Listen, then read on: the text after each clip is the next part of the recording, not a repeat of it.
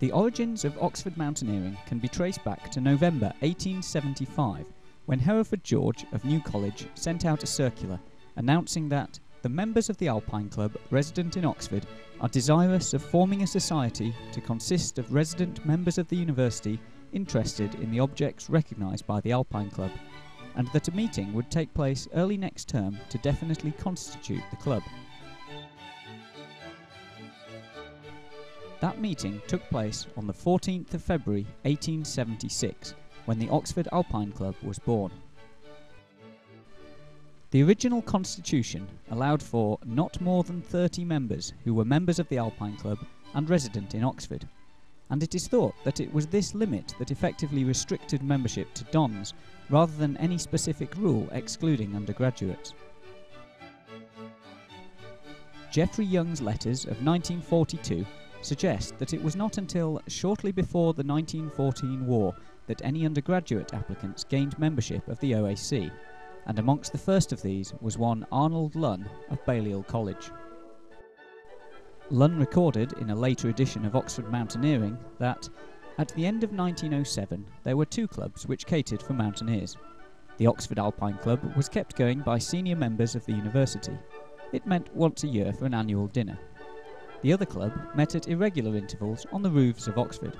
It was unofficial, and its activities disapproved of by the authorities. No further record of Lunn's unofficial club exists, though it seems likely that it formed the basis of the soon-to-be Oxford University Mountaineering Club. Lunn goes on to say, "In my day, no self-respecting undergraduate should ever leave Oxford without attempting to found a new club.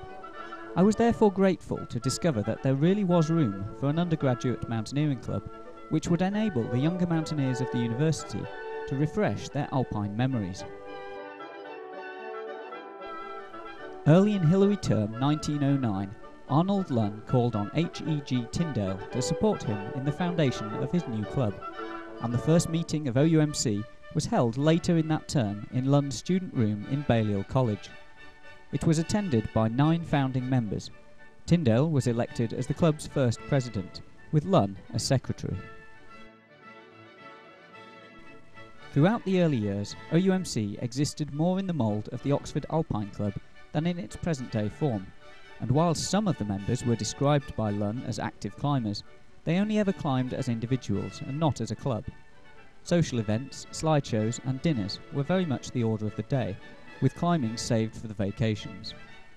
On one such formal occasion, in 1912, the club entertained 4 distinguished Cambridge mountaineers, Geoffrey Young, H.O. Jones, Claude Elliott and George Mallory, and in so doing they began a partnership between Oxford and Cambridge clubs that was maintained with only short periods of inactivity until the late 20s.